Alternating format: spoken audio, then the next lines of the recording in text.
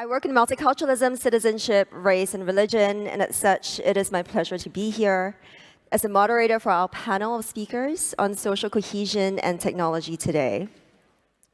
The panel that preceded us covered lots of ground, addressing the various meanings of social cohesion in relation to how it's composed of social bonds, social norms, as well as the role of faith in building communities. So we continue along these themes today, where we explicitly address how technology, such as social media, affects social cohesion in multiple ways. Technology can be both helpful and malevolent in the way it can productively distribute information, but also very quickly tip over to disinformation. It has been variously described as a great equalizer, as well as a driver of inequality.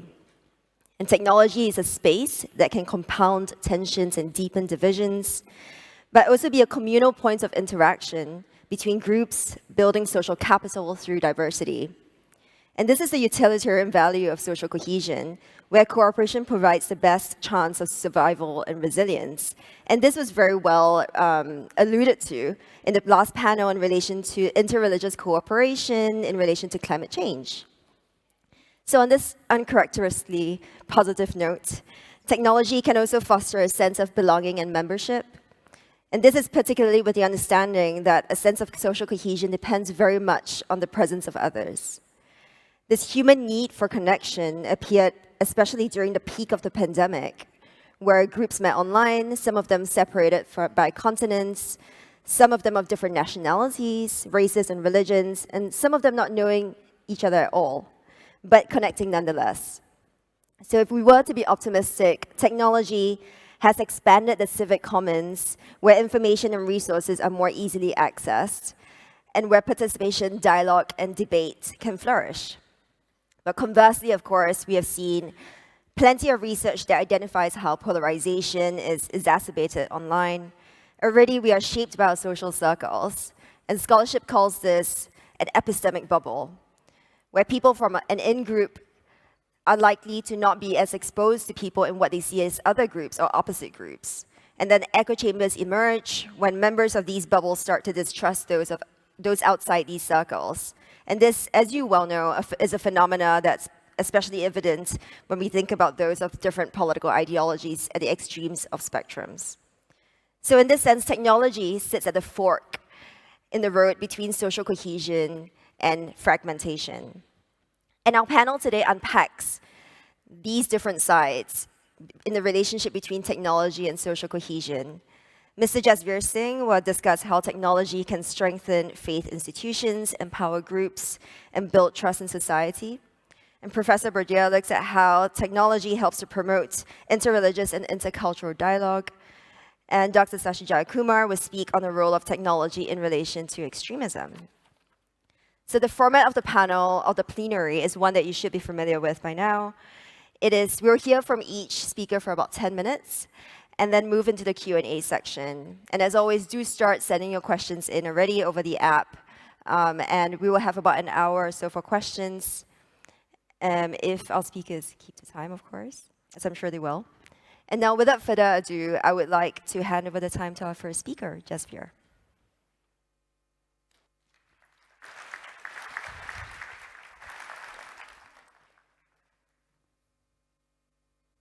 Good morning, everyone, and Sat Sri Akal, as the Sikh community would say. I'm going to talk about a practical example of how it's possible to use social media in particular, and other forms of tech, in order to foment a sense of community building. And the example I'm going to use is something that I'm a co-founder of, which is South Asian Heritage Month. That is a British-based movement which was set up in 2020. It's only been around for 3 years, but during that time it has grown exponentially.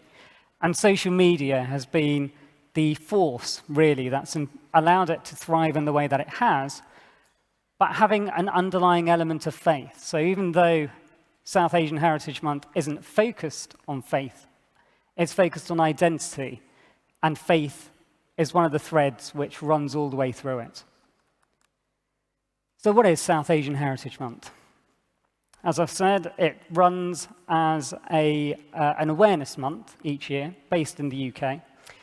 And it first ran in 2020. It's organised by the South Asian Heritage Trust, which is a British-based registered charity. And it's a wholly volunteer-run grassroots organisation. And there are three things that it aims to do. It aims to celebrate stories and commemorate the shared history between the South Asian communities and Britain, be a resource for British communities to find out more information and support about South Asians, and to highlight opportunities to create a more inclusive British society. You may not know where South Asia is. Just in case you don't, here's a slide to explain. So it includes 8 countries: Afghanistan, Bangladesh, Bhutan, India, the Maldives, Nepal, Pakistan, and Sri Lanka. And each of those countries has a distinct relationship with Britain. They were either formed as part of the British Empire, or they had their foreign policy dictated by the British government for a period of time.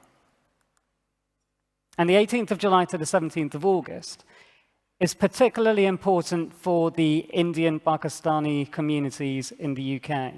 The 18th of July 1947 is when the Indian Independence Act gained royal assent. That's when it was signed into law.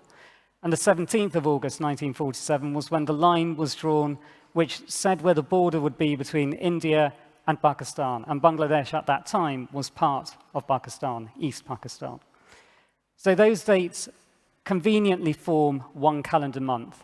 And that's the reason why we've chosen the 18th of July to the 17th of August each year. Now, one fact that you may not be aware of is that 40% of people who aren't white in the UK of South Asian backgrounds, at least 40%. And if you see in the pie chart, there's a breakdown of exactly how the communities are broken down. So 19% are from an Indian background, 15% from a Pakistani background, and 6% from a Bangladeshi background. It doesn't include the other 5 countries or people of heritages from those other 5 countries.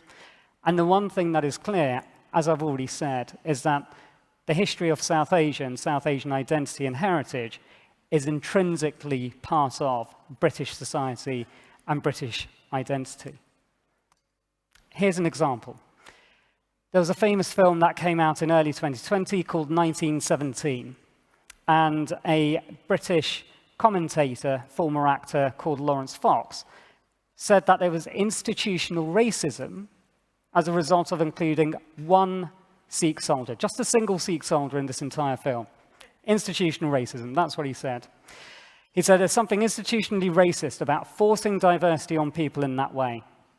The reality is that in 1917, 1 soldier in every 6 came from India. One soldier within every 6 within the British Army was Indian. And on the front lines, the number was even higher. And that photograph you see there is of a French woman pinning some flowers onto a Sikh soldier in 1918 to show her thanks for the work that was being done. So South Asian Heritage Month talks about various stories. We talk about Noor Inayat Khan, who was a spy, who was known as a princess spy, part of Indian royalty, and she was based in France. And when she was finally shot, her dying words were liberté, freedom. We then have the Ayers House, which talks of effectively nannies who were looking after the families and children of Brits based in India. And they would often have to travel back to the UK in order to assist the families and allow the children to settle back into British life. We then have Nadia Hussain. Is there anyone who watches Great British Bake Off or the Great Baking Show? If you know about that, she was one of the winners from a few years ago. And that was a pivotal moment within British society, because it was the first time that someone, a woman in a hijab, had become a national icon. And then we talk about other stories as well. Freddie Mercury belongs to the Zoroastrian community. And very few people know that he was fluent in Gujarati. He could speak it flawlessly. Polo as a game originates from the royal games that were played in India. We then have the paisley fabric and the design, which is now named after an Edinburgh, a Scottish town, which finds its origins in Kashmiri designs. And this year there were two major anniversaries, and this was the focus for South Asian Heritage Month this year. The events of 1947, but also 50 years since the Ugandan Asians were expelled by Idi Amin from Uganda. Now, South Asian Heritage Month, as I've said, only exists in the way that it does in the UK because of the large South Asian population. And I'm going to talk now about the social media and how much of an impact that has had. First year, lockdown, no events being held in person. We managed to go from scratch. We had absolutely nothing when it came to social media until about 6 weeks before we launched. And we really hit the zeitgeist. We really captured people's attention. We had a reach of 31 million, and we had 87 million impressions in year one. Year two, we went up to 77 million reach and 269 million impressions. So within the space of a year, we had grown exponentially. This year, a few weeks ago, was the end of South Asian Heritage Month 2022. And the figures there, you can see, are even more impressive. It's increasing year on year. A 405 million reach across social media platforms. That includes Facebook, YouTube, Twitter, Instagram, TikTok. It's impressive. But it's impressive when you realize that the team behind it are completely volunteer, and it's a passion project. People are involved in it because we're so passionate about what it achieves. Now, the YouTube channel was our main means of showing and showcasing the work that we do. And 40% of the people who've been making use of it are 25 to 34-year-olds. 37% were the older generation, 55 to 64-year-olds. So we found a means by which to engage with people across generations in a way that it may not have been previously possible. Our Twitter presence this year has been incredible. We've had the England and Wales cricket team talk about South Asian Heritage Month, Cambridge University, EY, the Law Society. If any of you are football fans, Tottenham Hotspurs, and other football teams as well, and Sky Sports, which is a major broadcaster in the UK. But the faith-based tweets are where it becomes interesting. And this is how people engage with it from a faith perspective. So you have Historic England talking about the earliest purpose-built mosque in the UK. You have HSBC using an image which contains people of all faiths that can be considered to be connected to South Asia. You have images of Parvati, the Hindu goddess. You have the National Archives, which are the National Archives of the UK, talking about photography and that's, the impact that that's had. You have references by the British Army, the British Legion, who run something called the Poppy Fund. They have spoken about the South Asians who fought in the First and Second World Wars. And then you have stories such as this, which we broadcast, which was a Sikh soldier pulled me out of the rubble. And it's talking about how Sikhs and Hindus and Muslims all suffered during partition of India, but how they all helped each other as well. We've had an impressive output on Facebook as well, with people connecting with us, such as Disney Plus and Spotify. Instagram, we've had Channel 4, which is another national broadcaster in the UK. We've had Audible, which runs audio books. And we've had the Ministry of Sound, which is a major music industry base in the UK.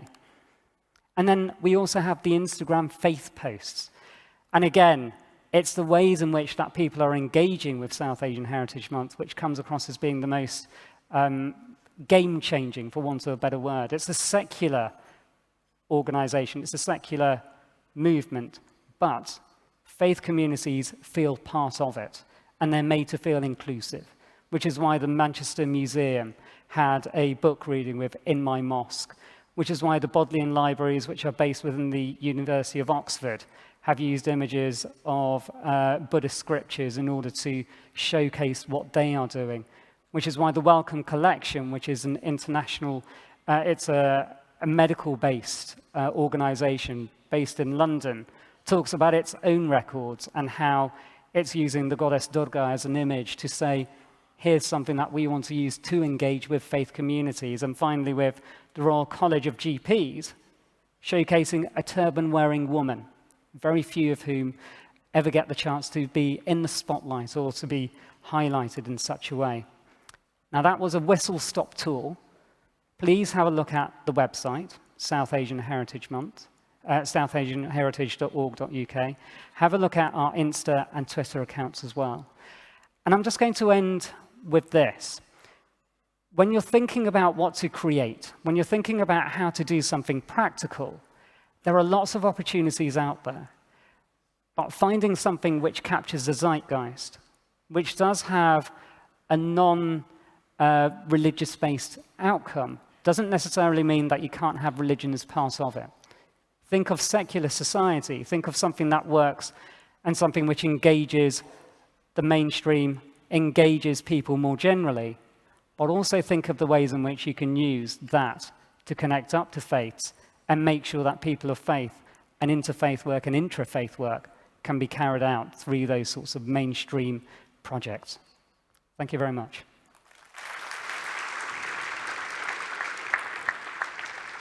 Thank you, Jasvir. And now I'd like to invite Patrice.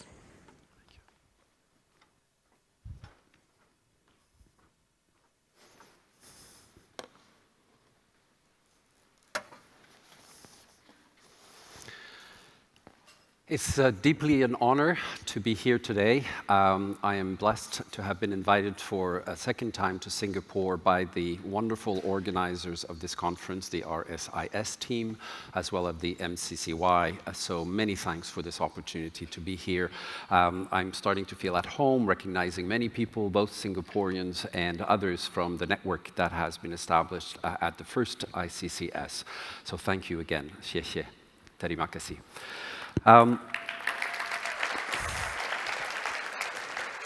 I'd like to immediately plunge into the practical examples that is at the heart of this third plenary. But first, I think it's important to contextualize that when we're talking about online, new platforms, new media, social media, etc., we need to understand, well, who today has access to the internet first, and second to social media, mobile phones, etc. And here we have some of the latest statistics that we're trying to, that some people are trying to gather together to have a sense of the depth of the spread of this new technology. And I think it's important to take that into consideration as we talk about sort of the ways in which technology, yes, indeed, has multiple possibilities, but lots of people still, over 3 billion, do not have access to the internet, let alone anything else related to what it provides. And so we have to be conscious of that big gap that exists, although the gap is decreasing relatively rapidly. The statistics we heard about yesterday, about more than 50% of young people here in Singapore using social media, for example, to network, et cetera, is definitely the case worldwide today, except in those few areas where access to the internet is yet very deficient, to say the least. In that context, I think it's important to therefore sort of think that when we talk about developing better tools online to bring people together and to create mutual trust, we have to look at the results of information that comes out of neuroscience and know that because of the way the brain is wired, irrespective of our own sort of races and multiple identities, we begin, when we're an infant, we begin to establish the I. It's essential as a sounding sort of process of human development. But as we grow and develop and constitute our multiple identities as human beings, this always happens within the context of collective dynamics, from the family initially to the neighborhood, to the schools, to the workplace, et cetera, et cetera. And so the balance between the I and the we is very important. And this, of course, in order to get to the we, where the mutual trust needs to be developed, this is where dialogue comes in as an incredibly important tool and a competency to develop on a much wider scale than it is presently being done. And so let me just start with one example that comes from Solia, initially an American nonprofit organization that eventually developed, as a result of 9/11, developed this virtual exchange program in order to try to reduce the tensions and the stereotypes between the Arab world and the United States. And they were at the forefront of developing some of the best ways and methodologies of doing this virtual exchange in order to transform people and open them up and go beyond sort of the stereotypes that were happening on a big scale during post 9/11 context. If you look at you can read for yourselves the mission and the vision of the organizations, but I want to in particular say that one of the particular reasons why I'm choosing them as one example to start with is that they developed sort of this virtual connect program, both a long-term one and a short-term one, and you'll see why I come back to this in a minute. And in order to have those programs successful, they needed to develop the facilitators training. And that is probably one of the most important points I'm trying to bring across to you, is the importance to train facilitators in dialogue. But additionally, they partnered with not only the UN in different ways, but also with the Massachusetts Institute of Technology's Social Cognitive Neuroscience Lab. And that's really where they were able to do some fundamental research to prove some important point about the viability of using the online setting as a virtual space for human transformation when properly facilitated. And so in one of their virtual exchange impact and learning report, the latest one can find a number of different things. A report, for example, about a study done throughout 2020 and 21 that compared basically the group of students that were part of the exchange program, the virtual exchange program, and a cohort that was not actually doing it. And the comparative results were really important because they proved the reality that that particular program was transformative in foundational ways for the students who participated in it. And they were foundational in those 5 different ways that you see listed on the left in blue on the slide. And when you actually look at the report, you also find a number of valuable sort of practices and common challenges that are linked to virtual exchange. So if you intend to improve or start new virtual exchange programs to promote dialogue for social cohesion, I would highly recommend looking at this report and learning from it and not reinvent the wheel. And in particular, the one to the middle left is the common challenge that virtual exchange experiences is inattentive facilitation can hinder the participant experience in the exchange program overall. Very significant problem. Now I'm moving to a different organization, the CAICI, the International Dialogue Center, and it has been at the forefront over the last 10 years now of developing a variety of different programs, and I'm interested in particular in showing you its knowledge hub to start with. First I want to show you that in the Arab region of their work, in part because of the rise of Daesh and all of that, there was a real urgency to address social media problems. And so they developed the social media as a space for dialogue, and they trained over the last 5 years 446 trainees from 11 Arab countries in order to have these social influencers go online and be very purposeful and strategic about how to intervene and cut back on false information and extremist language about Islam in particular, and false representation of the West among other places around the world, and so on and so forth. So real hands-on intervention to combat violent extremism on social media. Now, another program that they've developed that I've been linked to is the development of Dialogue Knowledge Hub. And that includes not only webinars on the left and on the right, e-learning courses that are all for free, but especially the middle part, the Connected Dialogue. And in there, you can find a variety of different databases. But part of the importance of providing and developing those databases is to, first of all, educate ourselves about just the breadth of the interreligious dialogue movement worldwide. Second is to understand that with that information and beginning to understand who's doing what one can better network and eventually collaborate on the ground in your local context with people that you think are important to work with. And we save a lot of time and energy by not reinventing the wheel and collaborating. And here you have different ways of doing so. If I could myself scroll through the actual web page, I would be able to go through this and show you examples of how to search for the information. But that's for later.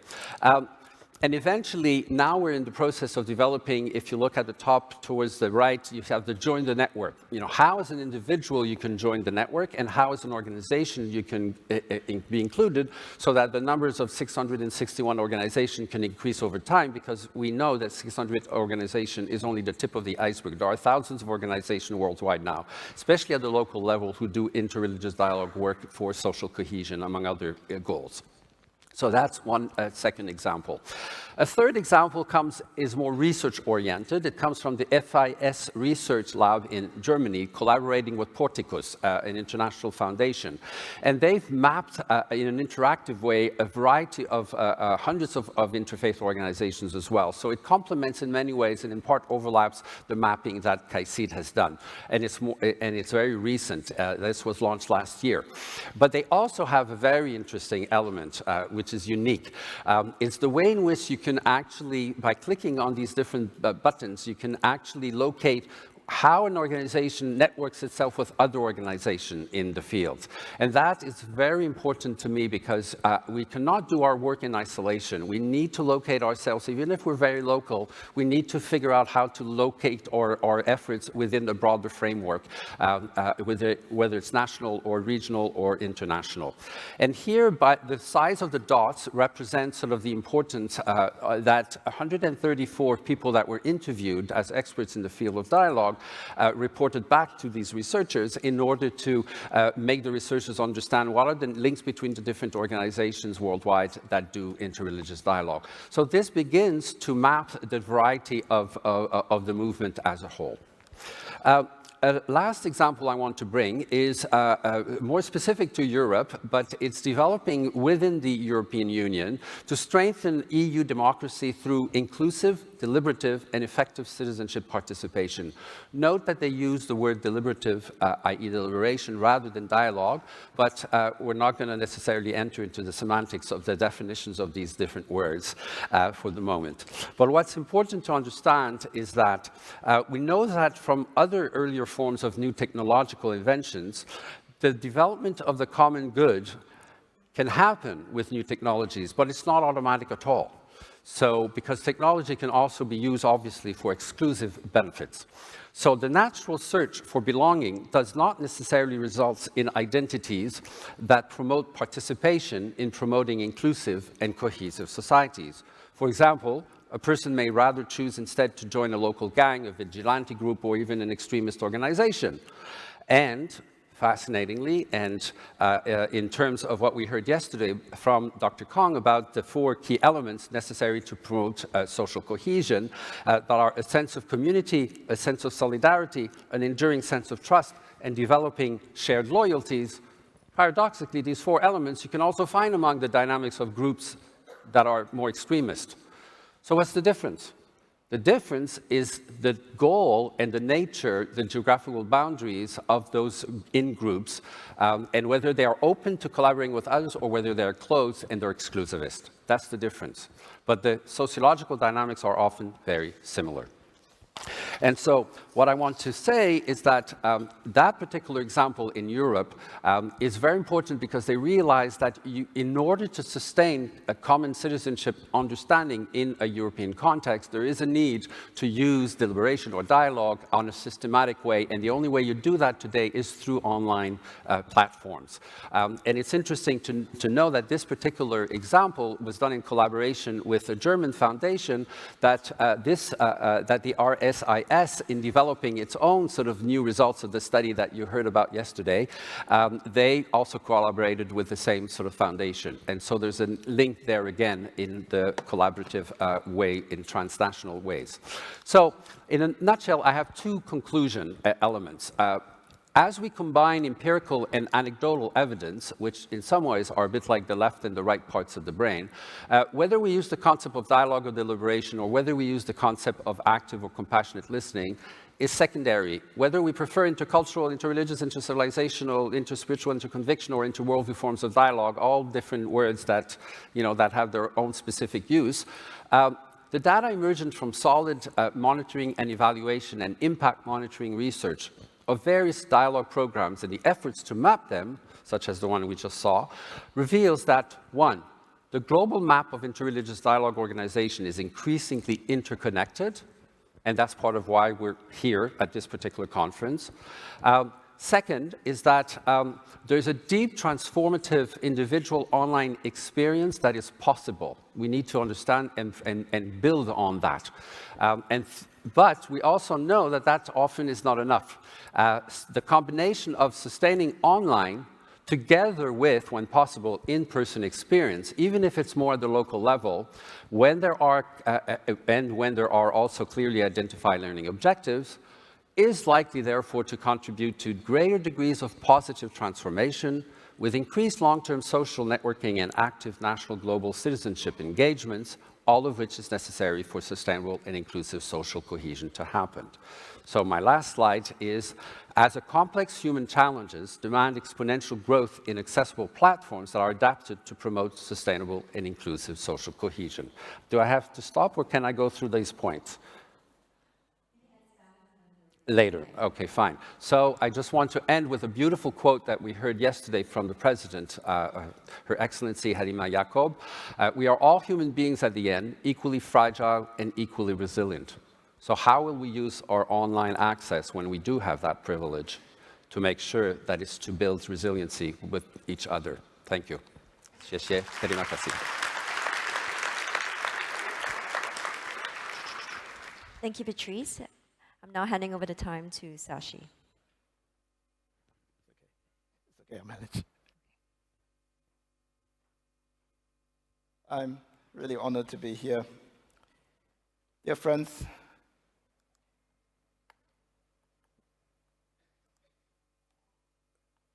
why is it that we increasingly feel that we are in an age, in a world where we can't talk to each other rationally, where the broad middle seems to have been eviscerated? I'd like to offer you some thoughts over the next 10 minutes.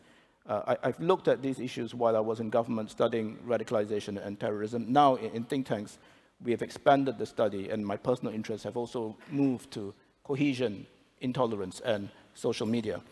In some of what follows, I should warn you, I'm not going to offer a silver bullet or a panacea. You may be disappointed if you expect that. But some of the things which I've seen, which should be tried. Yeah?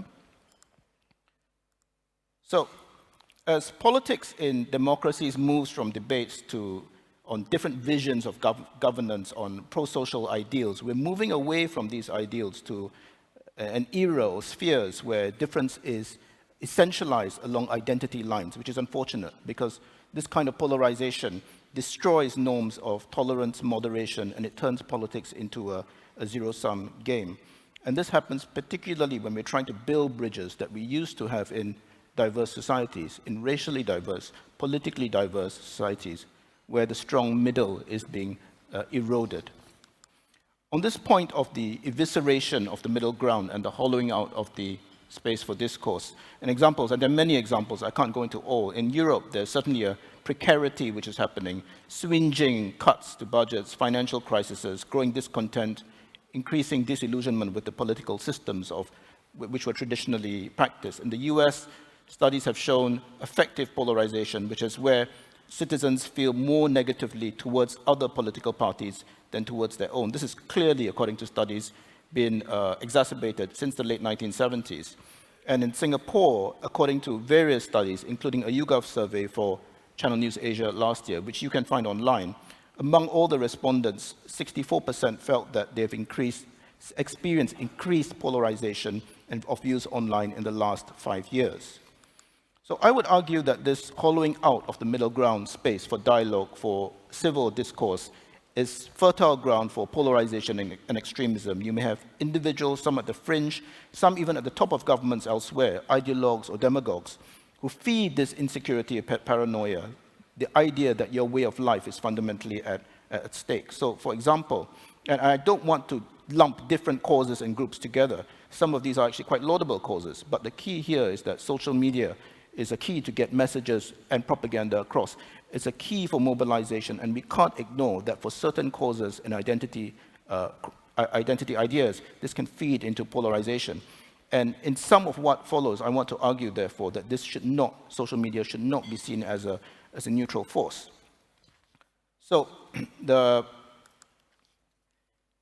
one of the interesting things that we from time to time encountered, even in Singapore, is when you have a political crisis or a time of stress in society, when you have a pandemic, even a general sense of things going downhill, this can add to an accelerant, this sense of conspiracy, this big lie, vaccine hesitancy. And I think it's true to say that the shortcomings of social media platforms in dealing with this kind of disinformation has been especially salient during these kinds of stress. And fact checkers and debunkers are generally playing catch up, unfortunately. So I advance the connecting strands with some caution, some diffidence, because what I have to say, I think applies particularly to extremism and to some degree to the study of some of these other things, such as polarization and intolerance. I don't have time to go into all the case studies, but you can see I'm trying to capture the flavor of some of what happens in the West, in South Asia, and closer to home. These forces, if left unchecked, can pose serious threats, in particular to diverse multicultural societies, which are kept afloat only because there are bridges across divides. There's part of the wider picture I did want to highlight, and this is this reciprocal radicalization or cumulative extremism. It's a concept which suggests that extremist groups become more extreme in response to each other's activities. So you can see this is from the National Action Network in the UK, first far-right group to be banned in the UK, and it looks almost exactly like a clone of ISIS propaganda. The only difference, of course, is that it reads white jihad. To us, this is not academic because we are beginning to see right-wing extremism, RWE, in Southeast Asia. There's been a Singapore case, which I can share later on during the Q&A. So, and this might sound familiar, the overall premise is the victimization, sense of victimization, demonization of the outgroup, and blame on the corrupt political establishment or the rigged mainstream media, and all that is going wrong. You need to bring radical societal change and create a culture against that. Again, social media is not neutral. So here in April 2016, the Islamic State's official media channel created a kind of a platform, and it was called Document. It's called Media Operative, You Are Mujahid Too, and the opening words stress that it's no exaggeration to say that the media operative is a martyrdom seeker, and I quote, without a belt. This decoration is well-deserved. And the authors of this attempt to shame the would-be mujahid, whether offline or online, into media activism. And he said it's stipulated that if you're unable to fight yourself, you must engage in this worthwhile kind of propaganda outreach. And the second element of this, and I should stress, I'm not singling out ISIS because the right-wing groups have taken a leaf from this too. This sense in extremist social media generally of the redemptive capacity of propaganda if it's well done. If you have a checkered past, a criminal past, petty juvenile crime, delinquency, you can make good if you engage in either the propaganda work or if you carry the fight to the enemy. And it's visually very, very stylized. The messaging is one of redemptive persuasion, but it's also got this Hollywood kind of slickness, which is very, very persuasive, especially for young people, both in the West and in Southeast Asia. So social media seeds this kind of polarization and radical thinking into hyperdrive. And various thinkers, including Fukuyama, have argued that there's a kind of anti-elite or peer-driven information creation and dissemination which plays a critical role in contributing to this decline of trust in integrating institutions. And this has led to also the internet's growth has led to a pluralization of sources. And studies in Singapore have suggested that the various content of Facebook discussion groups have shown that the online quality of discourse is generally poor, with discourse skewed more positively for alternative media rather than for mainstream media. And this is something that needs to be watched.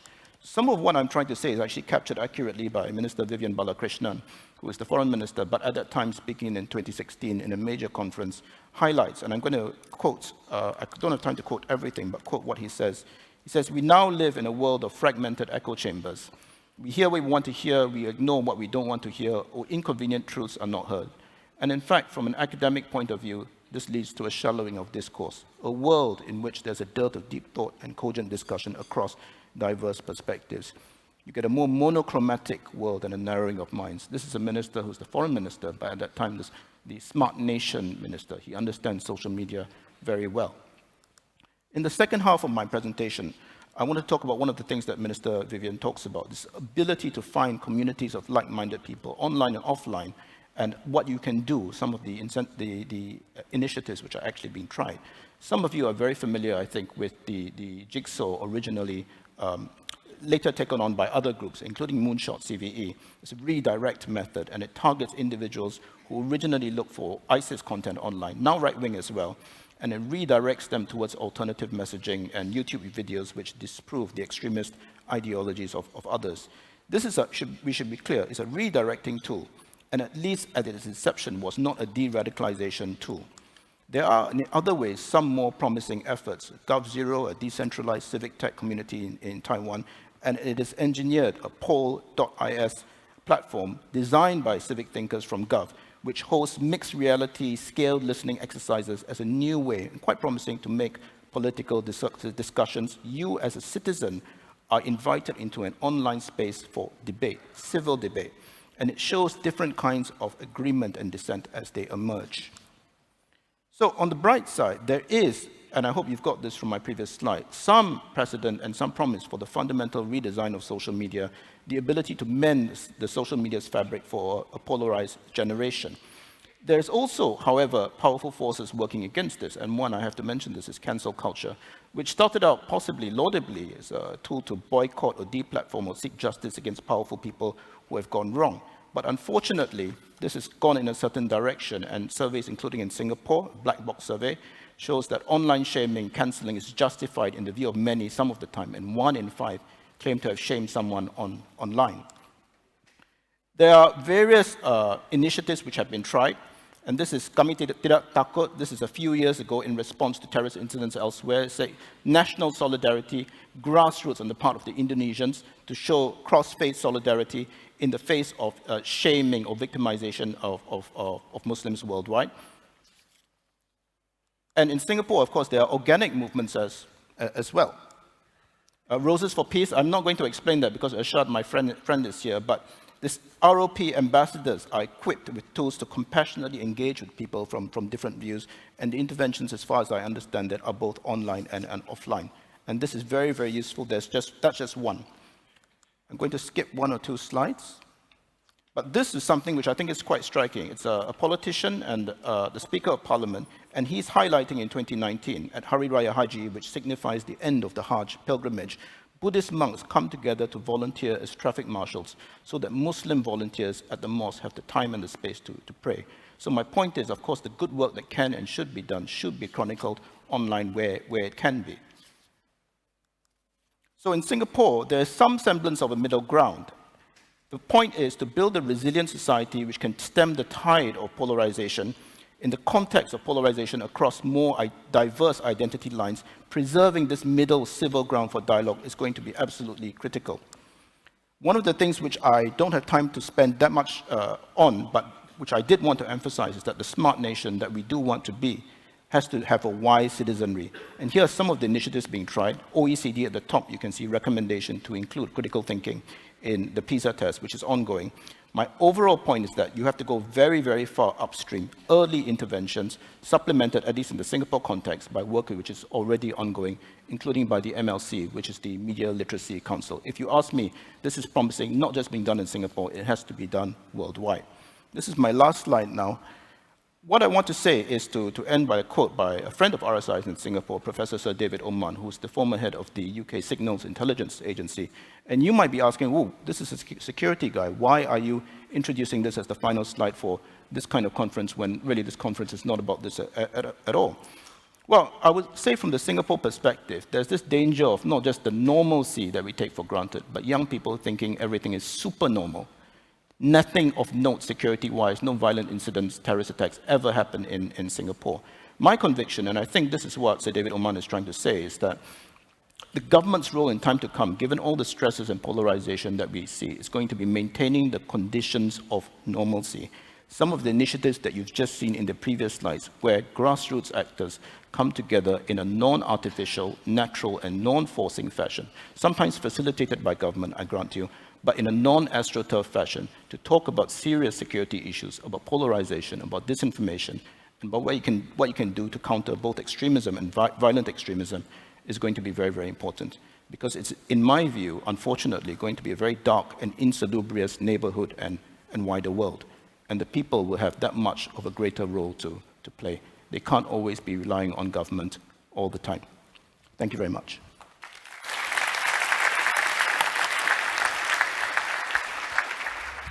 Thank you, Shashi. So now we're moving into the Q&A segment of this plenary. First, a general question for all of you. So clearly there's a need for spaces, online spaces, right? And I wonder, because what seems to be mainly addressed are people who have access to technology, right?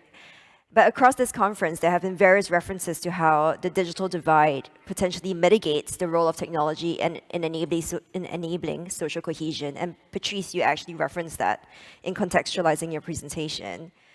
To be more precise, I think this affects aging communities, rural areas that don't have access to technology, and more deprived places that maybe don't have the infrastructure. So with the increased use of digitization in your respective fields, where do you see this gap and the risk it poses? And as a prompt, who do you see as the left behind or vulnerable groups in your fields? Jasvir? So I've given the example of South Asian Heritage Month and the work that that's done and the way that social media was used to really promote that.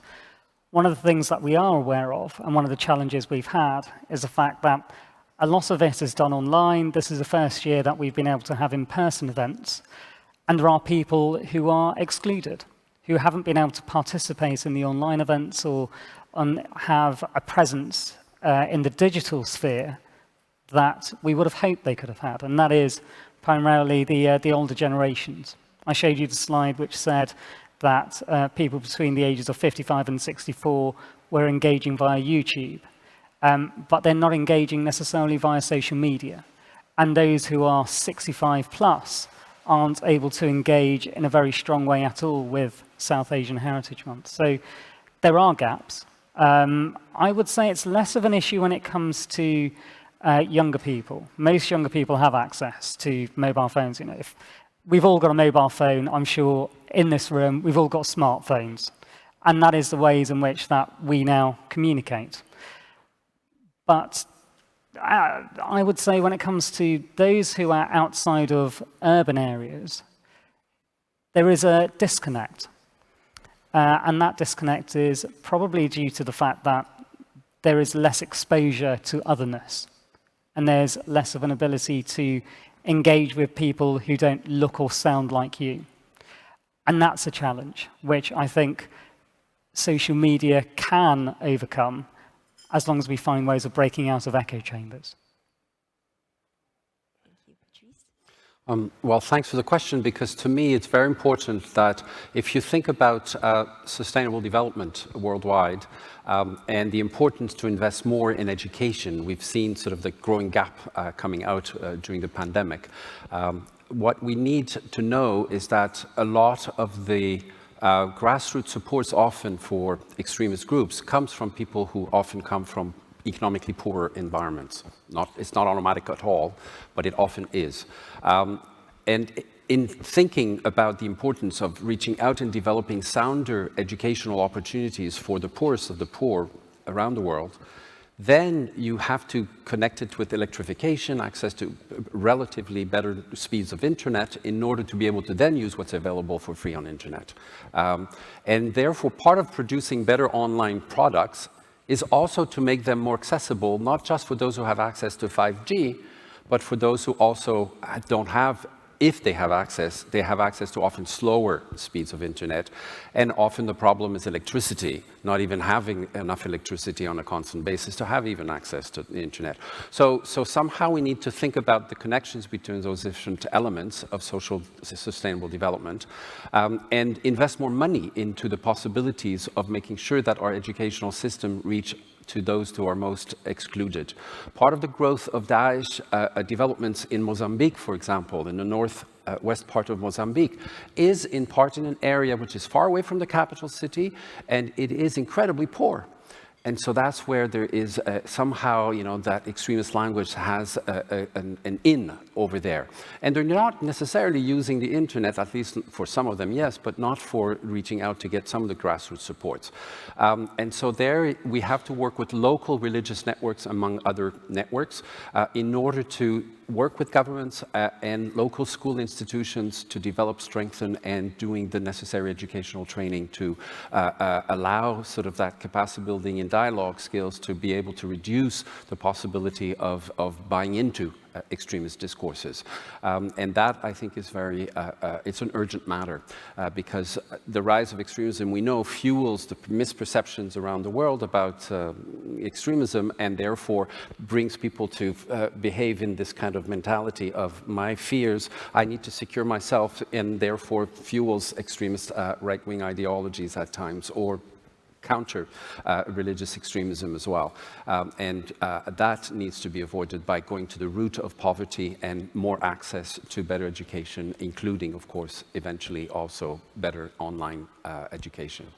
I completely agree. So structural change is definitely needed alongside, and that ties in both with Jasvir's comment about embracing otherness as well offline, and also segues very well into Sashi's presentation on the risk of extremism. Do you have a comment? I would just pick up on one or two points that Patrice has made in his closing just a second ago. If there are digital divides and communities which are sort of being in danger of being left behind, these are certainly things which need to be looked into and facilitated by government. But also communities within the scope of well-developed nations which may be backward or disadvantaged. And I'm thinking particularly of, I'm not sure if some of us recall this, South Asia and India in particular. 5 or 6 years ago, there were various rural communities which were receiving data and signal for the first time. So WhatsApp was suddenly something they received, thrust on them, and other messaging services.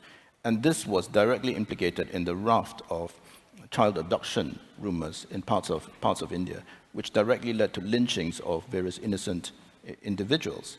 So when you quickly have to grasp or grapple with something where for generations, civilizationally, you're not used to this, I wonder whether some sort of facilitation or some sort of government sort of understanding or aid can be given to make sure that you don't quickly go off the rails. So that's one.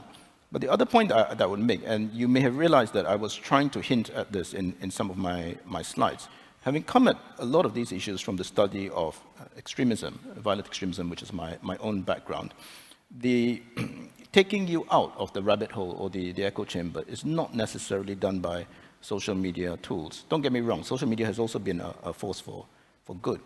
But the hard yards or the work at the coal face is actually time and resource intensive. It's people intensive work.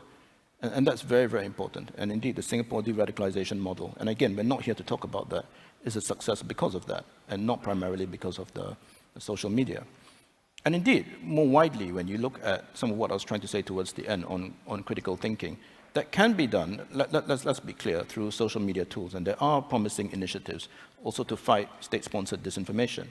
But the most promising initiatives I've seen do not necessarily need social media or the internet.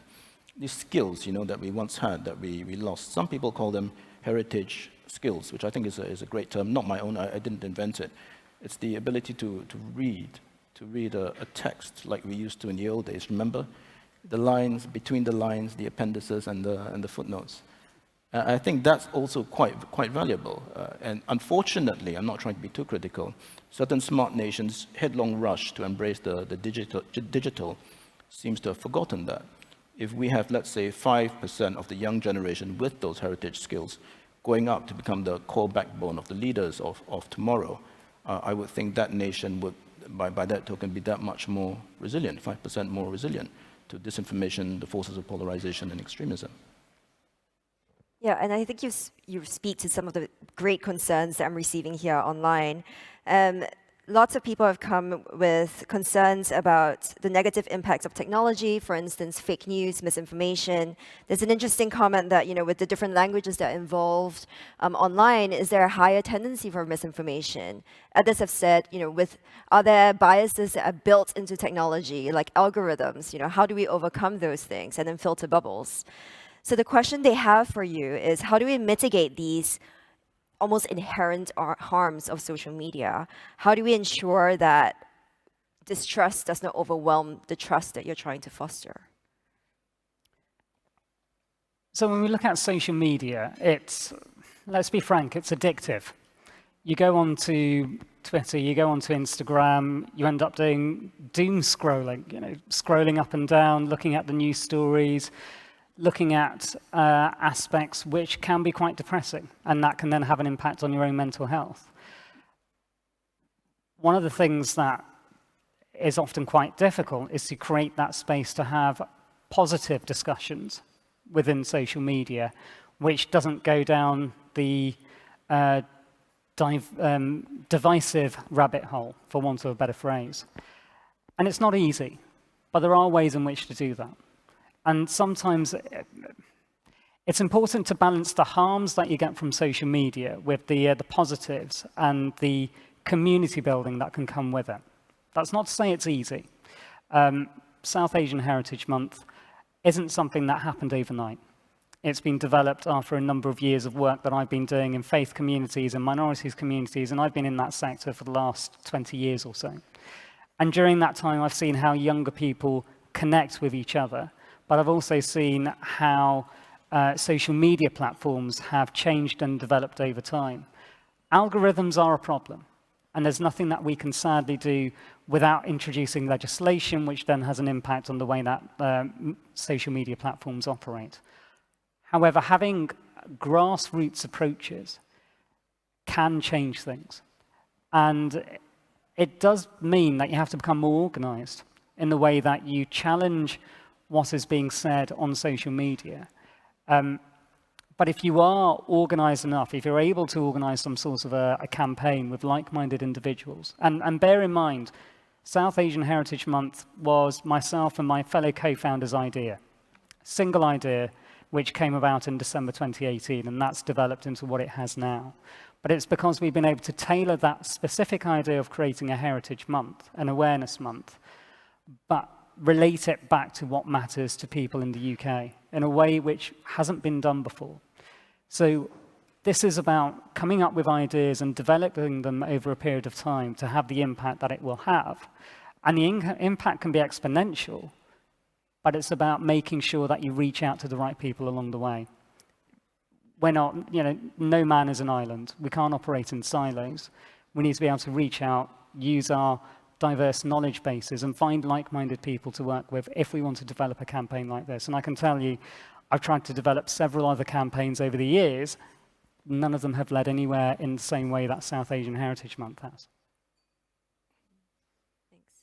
Patrice, would you like to respond? Well, in a nutshell, I mean, the social responsibility that comes with access to the internet is to intervene and to be proactive in social media when it comes to if we see or we see falsehood, if we see intolerance and extremism, one of the first thing is to interject and to already sort of intervene with some opposite perspective. How to do it requires often training, because you don't want to fall into debates online, because that can only fuel further extremist reactions. And so that's where the training on, the training of social influencers in particular, to better intervene online is essential, I think. And programs are being developed, as I mentioned before, but the scale of those programs need to be somehow connected to literacy training in information technology that needs to happen within the schooling system at large. But because the schooling system, of course, has its own sort of challenges, then we have to not only think about formal education, but also non-formal education. The big 6 organizations of youth organizations, including sort of the Scouting movement, the Girl Guide movement, and others, they agreed in 2019 to actually strengthen their collaboration and develop both in-person and online pedagogies for non-formal contexts. And that often helps supplement and complement what is being done in the formal educational systems. And more governments are also realizing that part of the creative approach, the hands-on learning by doing approach of non-formal education often is required to be better integrated also into formal curricula. So there's a nice sort of potential collaboration long-term in that respect. And that allows also young people to be the peer put peer pressure where it's needed, because it's not often the older people who are going to be very useful at intervening, to be honest. We know that peer-to-peer is often the most effective way of changing bullying dynamics, for example, and so that needs to therefore be translated onto online spaces. Yeah, it's interesting because Jasvir, you seem to be alluding to, letting, well, both Jasvir and Patrice, you're alluding to having some kind of self-regulation within the online spaces themselves, right? Having peer-to-peer interaction to moderate what's happening within the online space. But Shashi, you did mention the redirect method and the police, POLIS initiatives. I wondered how you felt about, the role of regulation, whether it should come from top-down, or are there initiatives and legislations that would be helpful? Well, the Singaporeans would know, and those who are new to Singapore but who understand something of the Singapore model realize that we do regulate. And of course, there is a law against fake news here. There's also much more laterally a law which actually covers a little bit of the same ground, which is aimed against foreign interference as well. And even apart from those, you had, until recently, the Sedition Act, which is no longer on the books, and various libel laws, and so on and so forth. So you can regulate yourself, but you can't regulate yourself out of the problem. Yeah? So I think more generally, what is at least equally and to some degree potentially more useful is the fact-checking mechanisms which you see, well, in the world, in the region, and in Singapore. In Singapore, you've got factually.sg and Sure or Not. Unfortunately, this thing that we study in an organized sense, organized subversion, sometimes more general kind of fake news, like some building collapsed in Singapore, completely fake, and emergency services in real life actually had to go in to ascertain what happened. Once it jumps across or through platforms, and it makes your way into the one WhatsApp group that you can't exit, which is the family WhatsApp group, obviously. It's very, very difficult. And I know this from personal experience, and you have probably had this before. There's one educated kind of critical thinker in the WhatsApp group saying, no, this is not true. And you're barraged by a deluge of, I'm going to finger the family member, aunts, uncles, fathers-in-laws. And it's very, very difficult. So let me just make one general comment and a few pertinent comments. General comment is, you would have heard this before, the rumor or the falsity or the sensationalist news is halfway around the world by the time the truth has got its pants on. And that's true, okay? That said, there are certain things that can be done. One is in 2018 March, when there was a major parliamentary select committee here, the first of its kind in 20 years, to look in an organized fashion at this issue of fake news and disinformation. And a number of RSIS individuals, including myself, testified. We made written submissions. But people came from all over the world to testify. Ukrainian fact-checking organizations, Stop Fake, they're very good. Mafindo, the Indonesian equivalent. And getting together, then and also much more latterly, we maintain contact to see what works and what doesn't work is proved to be enormously beneficial, at least for the think tank side, and I suspect probably in the government side as well.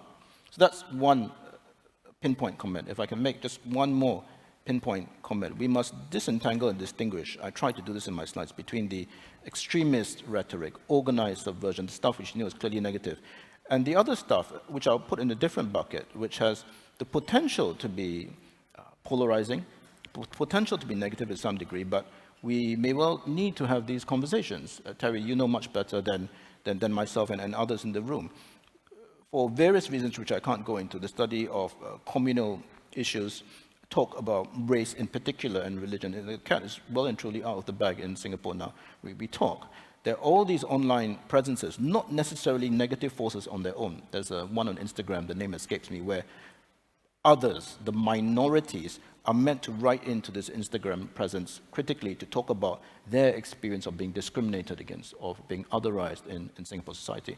Those of you who know Singapore society, who are Singaporeans, would recognize that 20, 25 years ago, my personal view, this would never have happened, would never have been allowed in Singapore, because we had these, not just grey areas, but OB, out of bounds markers, OB markers, which were never clearly defined, but you knew you don't cross the line and talk about race or religion, only government does. So I would class that bucket in a slightly different bucket, and I would say, if anyone tries to regulate that, have a care. Because my personal view is that it's the normal course of sometimes messy, somewhat democratizing societies where you need to have these conversations, where for a long time it was sort of sublimated under these OB markers. And I think that the key is to engage in the spirit of tolerant and civil discourse, where you recognize that there are differences. So we go back to this original point that I was making, middle ground for civil discourse. Keep that and don't let it be eviscerated. Because not every difficult conversation we have to have is necessarily polarizing or leads in the direction of extremism.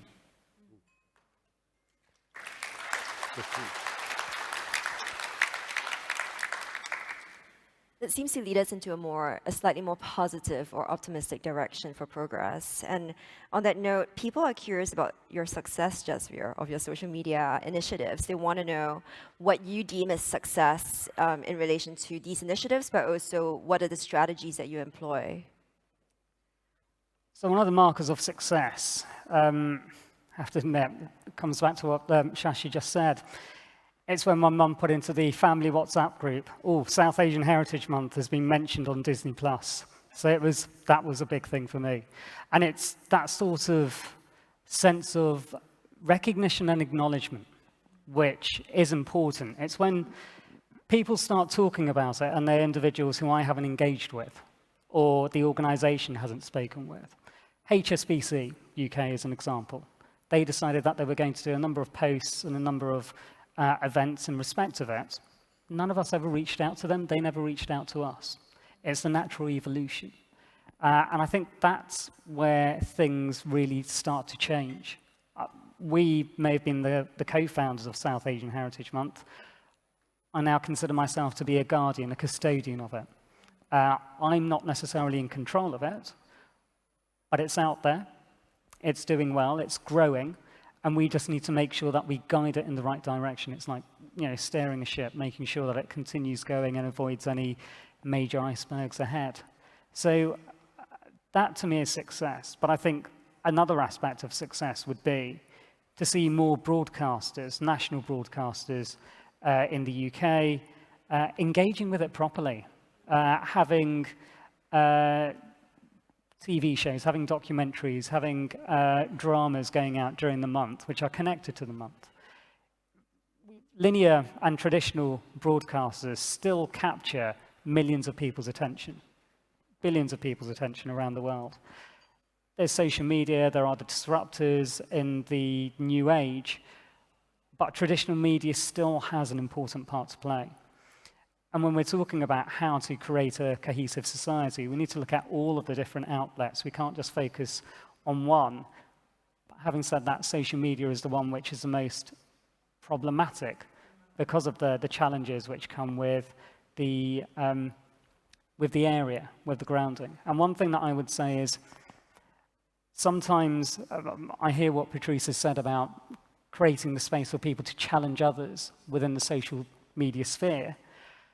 Sometimes it's better to ignore and not engage, because as soon as you start engaging, you're almost giving, you're fanning the flames, so to speak. You're creating that sense of, well, this is an important topic and we need to talk about it. And then others will jump in and start to talk about it. And then all of a sudden you have something that may be trending on Twitter, which, if it had simply been ignored, would have just died a natural death. It wouldn't have been given those fans. It wouldn't have been fanned to the extent that it has. So it's about gauging what you should be engaging with and what is noise. And that isn't easy, but I think younger people are quite in tune with what they can and can't do and how they can manage it, much better than we are. And the example that comes to mind is TikTok. We're talking about Instagram, we're talking about Twitter and Facebook, but TikTok has really taken off in a huge way. And it's impressive in the way that young people now engage through that is their sole source of information.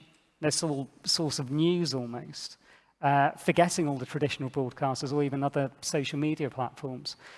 So I think there does need to be a greater awareness of how to engage with people on the platforms that people are using, and that isn't straightforward necessarily. So two key takeaways being good representation on media to reach, and that kind of circles back to what you mentioned earlier about reaching at places that do not really encounter the other. Yes. Yeah, and also more selective engagement. So kind of what Patrice was talking about in terms of critical thinking, as well as Shashi, how do we engage with material better? Yeah. Right. And sorry. May I just add one thing about critical thinking, which of course is central to all university trainings or, and learning worldwide. What's lacking is a more balanced approach where you have, in addition to critical thinking, compassionate engagement.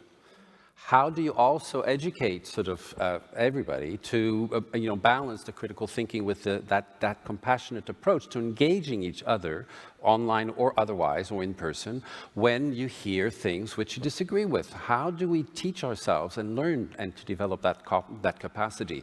Because it's not only what we say critically, it's also the way our being is, and more information is coming out about sort of the way of the heart and the heart's own sort of influence in people's interaction with each other when it is allowed to have a place. And sometimes in responding to extremist and hateful language, the way you receive that hatred requires a lot of spiritual depth in order to not react in a way that will only fuel the process, as you mentioned before. So that compassionate engagement, in addition, in complementarity to critical thinking, to me, is something that our educational systems at all levels need a little bit more of, I think. This issue of critical thinking, at the time of the heyday of ISIS, up to roughly 2017, if you were a terrorism scholar, you could live out of your suitcase just going from conference to conference where the end note will always be about critical thinking and de-radicalization. So those days are thankfully gone. And I say this because critical thinking got bandied about almost as a sort of silver bullet or panacea. And we need to be very, very careful because actually this is more apparent from the study of terrorist extremist groups from the West. The leaders of, let's just say, the Basque group, ETA, November 17 in Greece, and also to some degree the RA in Germany, Red Army faction, Baader-Meinhof. These are consigned to history, but their leaders were deep critical thinkers. Yeah. These were critical people. So therefore, you cannot just say this is the silver bullet, but I think you need to engage with the point that you have just made. This compassionate agreement on understanding that you are part of society, and something which actually, again, gets talked about more in the West. And I think certain countries, particularly more in Northern Europe, actually get it. You can be radical. You can harbor certain thoughts. You may want to wreak change in certain societies. But you need to understand where the limits are. And the limits are actually bounded by compassionate engagement and dealing with your fellow countrymen. And this indeed what it means to be not just a Christian in Denmark, but let's say this country I studied, but a Muslim in Denmark, and so on and so forth. There's a meaning and a value to citizenship. And I would like to push that point a little bit further, Patrice, because things like religious values and cultural practices and knowledges, these things are difficult to convey online or even through text, right? Face-to-face interactions are very important. How do you suggest, can you elaborate a little bit more when you talk about compassionate understanding, compassionate learning in relation to knowledge? How do you inform someone? What do you see as productive cultural exchange? Well, for example, one element is the quality of listening. How you are able to listen to a story or to empirical evidence that goes against what you believe in, right? The ability to take it in, process it intellectually, critically, yes, but also figure out sort of how emotionally you respond to that. Because of course, many times it presses our buttons internally. And then when our emotions go up, then our quality of critical thinking decreases. We also know that from neuroscience.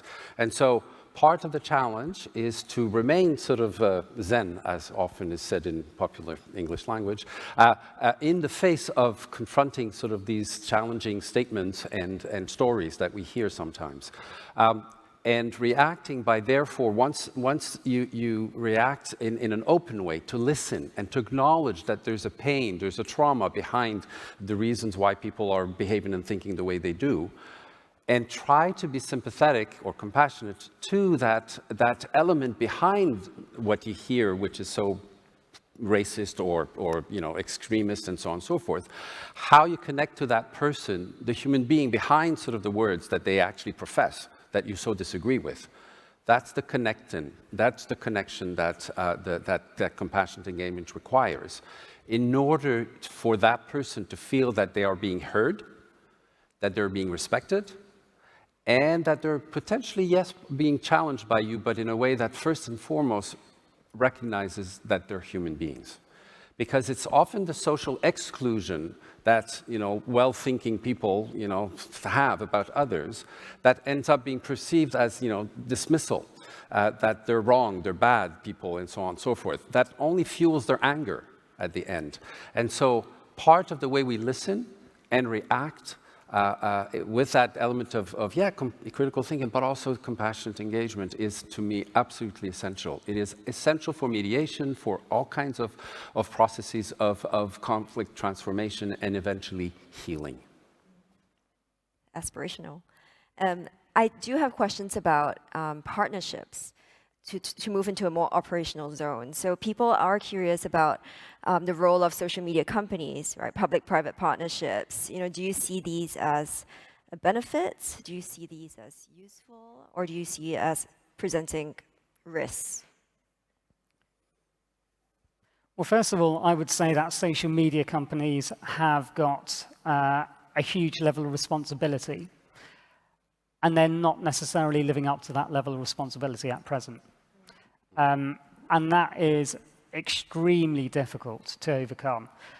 We've heard about the fake news stories. We've heard about the oppositional approach on social media. There's hatred on social media. Let's call it out. There is hatred. There are hate crimes which are committed via social media. And yet many of the social media companies will not intervene unless the law enforcement agencies of the respective countries apply pressure on them, in which case they will, in those circumstances, intervene. Now, I've seen intra-community hatred being expressed on social media.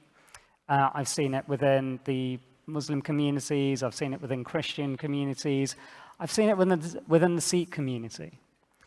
And there's a nuance that comes with it, because what may be considered to be hatred from within an intra-community perspective may not be considered to be hatred outside of the community. So, for example, I trim my beard. I am not a Khalsa Sikh, I'm not an Amritdhari Sikh. But there are Sikhs out there who would see me as having trimmed my beard and say, you are not a Sikh. You can't call yourself a Sikh. Why are you going on international platforms and speaking as a Sikh representative? You are not Sikh. Now, those in social media and also within certain policing agencies would say, well, that's just an internal community thing. We can't intervene. That's not for us to have any discussion about. You need to sort it out amongst yourselves. But if you don't feel safe enough to be able to do that, if you don't feel safe enough to be able to confront those individuals and say, well, hang on a minute, explain to me what the Sikh faith is, and then have a robust discussion, but one with compassion, you're just left with hate. And you either have the perpetrators or the victims, and nothing in between. So in order to overcome that, there is, I would argue, a moral obligation on all social media platforms to have people who are trained within them to properly understand what the difference is between intra-community discussions and intra-community hatred and opposition. And also deal with interfaith understanding and the differences between faiths. Because if we're focusing on that issue, then the social media companies who created these platforms, who make a huge amount of profit, billions of dollars of profit each year, surely they should be the ones who are looking after those platforms to make sure that they're safe for everyone. It shouldn't be on us to then have to say, well, I need to be a bit more compassionate in the way that I engage with someone who hates me. Because how can we do that? The good news is that if you go and of course, onto the internet and look at the UN strategy on combating hate speech, part of the strategy includes working with a variety of governments to put more pressure in developing sort of their links and a dialogue, basically, with the producers of these social media platforms, so as to make them more responsible from a transnational perspective, and not only in response to national initiatives in some countries to intervene and put pressures on their national branches to monitor, to automate the process of intervening and closing down accounts and when hate speech actually emerges. And that process is actually, the pressures are being done at the moment from a variety of different governments, and the UN is supporting those developments. And I think that we're going to see sort of better processes of monitoring sort of extreme language and kinds of interventions online through this automated process that the social media platforms are realizing they have to do, because otherwise they're just really participating in enabling the kind of injustice and intolerance that we all suffer from ultimately. No, and I agree, and I think there are digital harm bills which are being passed by many countries, and I know that that's something that's being developed within the UK as well. There is a lot of work which is being done, but it still comes back to what I was saying earlier: who is morally responsible? There's legal responsibility, yes, but moral responsibility is something completely distinct. I agree. This issue, which I tried to touch on in my slides, the offline versus online interventions and what social media companies could or should be doing. Let's be clear that they've done quite a lot. Sometimes they aren't, it doesn't seem fashionable to give them some credit, but some of the ISIS-related propaganda, which I showed, there were also videos which I couldn't show, easily findable and downloadable by me and my peers 5-6 years ago. Now almost impossible to find. Good, but it makes it very difficult for academics and researchers. But that's a side point. So they have done some things. Now, the issue of algorithmic transparency is something which I think Singapore, as a smart nation, will eventually, at least in the part of government agencies, have to face. And here, actually, some of the early running, if you follow China, I'm not sure how many of us do, the most recent, within the last few months, moves by the cyberspace regulator to force the big platform, Tencent, Weibo, WeChat, to not just make certain disclosures, but make disclosures clear also to the consumer, if I understand correctly, what algorithmic magic has been worked on them.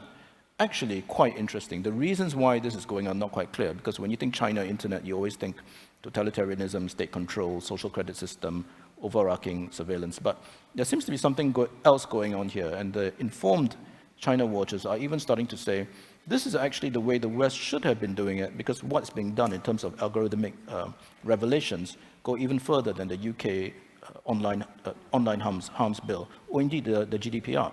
So quite interesting. I think that space needs to be watched. And if it's shown to be effective, then, because those of you who use WeChat, and I suspect there's some in the room, can actually see these notifications now, which is a new thing.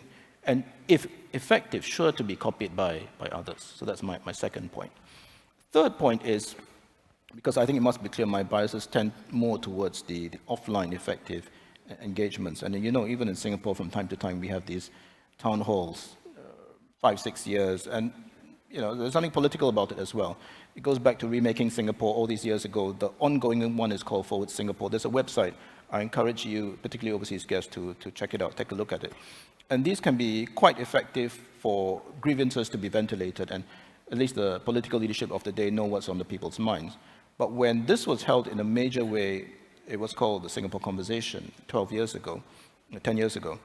I can tell you, having spoken and interviewed the people who were in charge of the Secretariat, it was found effective precisely because of something that all three of you have just talked about, which is Indian, Chinese, Malay, Buddhist, Hindu, whatever, old, young, man, woman, geriatric, juvenile.